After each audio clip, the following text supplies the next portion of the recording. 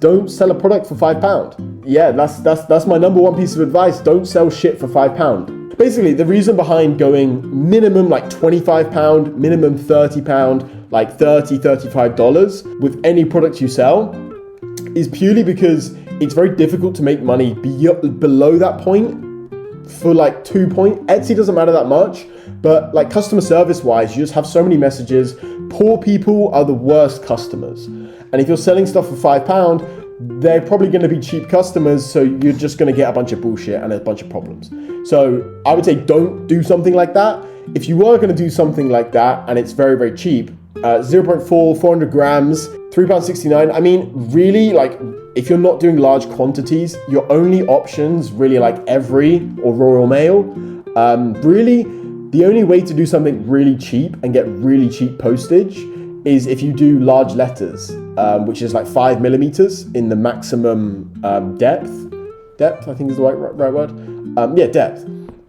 So really, if it's not like small, it's 2.5 centimeters. 2.5 centimeters is a large letter, which you can ship with Royal Mail. It'd be like £1.50. But if you can't do that, it's like things like necklaces and stuff, you can do that.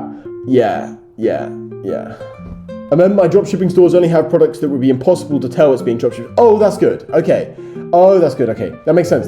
That's super good. That's the way you should do things, right? Like once you're past the initial stages of dropshipping, once you've got that, like, once it's good, basically, or once you're up a bit and you've got consistent sales, you do want to switch over to full custom products, custom pictures in terms of you taking the pictures yourself, or you've got a professional photographer in China or wherever you're based to do those professional photos. Do listing with the return policy, get more views than listings that don't accept returns. Not views, but definitely orders, yeah. Just accept returns, bro. I mean, if you're based in the UK or the EU, legally, you have to accept returns for 14 days anyways.